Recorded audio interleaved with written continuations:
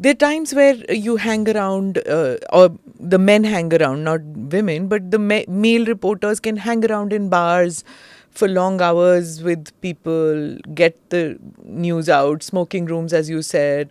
And women, diffident, I guess, cannot do that. At least in our culture, it's hard. In America or in UK, in Europe, it's okay, hota hai. But especially women who have children back home, then you make that choice that you got to That, go and back, or you also can't I do that. for me, honestly, I know a lot of people struggle with that. I have never had problems with long hours or weird shifts. I have very good backup at home. My problem is that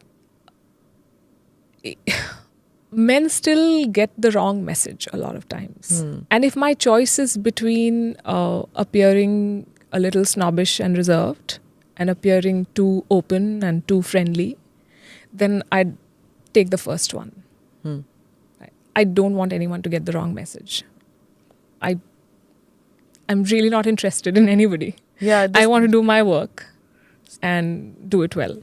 you remember the Me Too movement and all. You think that men have learned after that these are the boundaries you don't? I don't think so. No. I don't think so. And Me Too is we in the media tell everyone else how to conduct themselves. This is what the society should be like. This is how judges should be selected. This is how netas should be. We hold truth to power, but we don't face our own truths. Newsrooms are full of predators, and some of those who were let go of are back in positions of power, are being legitimized in more ways than one. And what are we doing about it? You walked out at one point of time. I'm not going to mention names, but I think many people know. You walked out when you couldn't take that, a person who was labeled a predator. Do they come with a certain learning when they come back after they have gone through the shame of being called a predator? I don't know. And I don't think it matters. You have wronged so many people. And why should you get the benefit of the doubt now? That is one. And second, I don't think they change fundamentally. This person you're talking about, someone told me that she was his subordinate in a newspaper, and she went to him and said that, this is my script.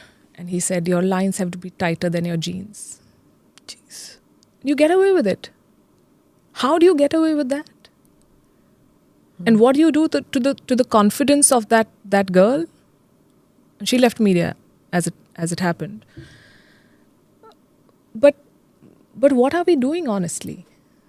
And we let them be, and we give them space, because a lot of us don't want to be branded as trouble. Yeah. You raise a stink in one place, and 10 other newsroom leaders will say, okay, this one is bawaliya. इसको मत लो. That's the word they use, no? बहुत बवाल है, इसको नहीं रखो. So that's what happens, Everyone's She's a making problem yeah. person, because she Yeah. won't take it. Yeah. She won't just brush it off. Yeah. But, it happens often. There was a case when a reporter said, this was quite some time ago, when she said that a certain politician, rubbed his shoulder once in a wrong manner, then rubbed the arm in a wrong manner. Should we take it out? So I asked her, I said, what do you want to do? To go through the thing? I call up the politician, I take it up, we can issue a letter and all that. And she said, no. She said, I just want to let you know, मैं अपने तरीके से deal कर लूँगी, but I want you to know that this politician is like this. So don't put young reporters on the job who don't know how to handle. I will handle the man on my own. And she handled the man on her own terms. And also we sent out a message that, listen, watch out, because what you did, this time you're letting it go because the reporter doesn't want to go forward with it. But be careful. Otherwise, next time it becomes an issue. Now, that happens because also she knows कि हम इसको reporter, she got a sympathetic ear. Not every time that happens. It doesn't happen because I think you would empathize with what Yeah. they go through. Also, a lot of times it's non-verbal. A lot of times you don't know how to. I remember about 15 years back, I went to the studio after a big interview had just finished with a very prominent minister. And the studio had different sets, so I had to do the news from another set. And the editor is asking the minister, would you like tea or coffee? He's not replying. He's not replying because he's staring. And it was a big newsroom and he kept staring, and I felt violated without him having said anything, without him having done anything. The male gaze, as how they do you say. quantify that? Yeah. And what do you say? That he was looking at me. Yeah. But you feel terrible. Yeah. And these things happen, and I'm sure a lot of reporters on the field go through this. Yeah. What are the mechanisms? We all have these Vishaka guidelines, POSH, etc. No. We are far away from making it a safe place for women to be, a place where they can thrive just on the basis of merit. How? What do we do now next? What should newsroom managers, what should news media owners, editors, how do we go forward? Awareness to hai, right? How do we go forward?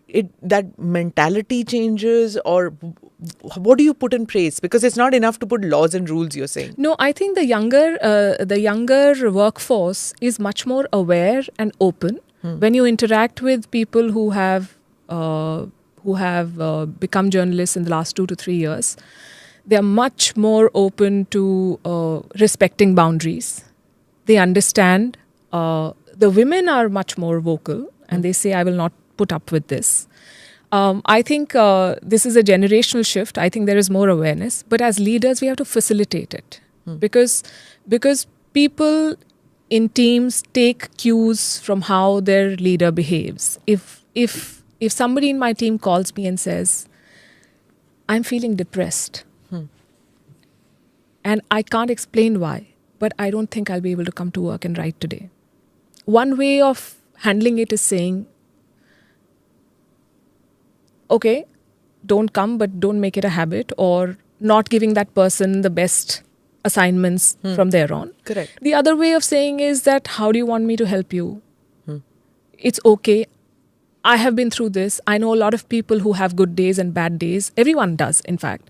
And it's okay. Take your time and let me know how I can help you. Word travels, they will feel more comfortable. You have to create that culture.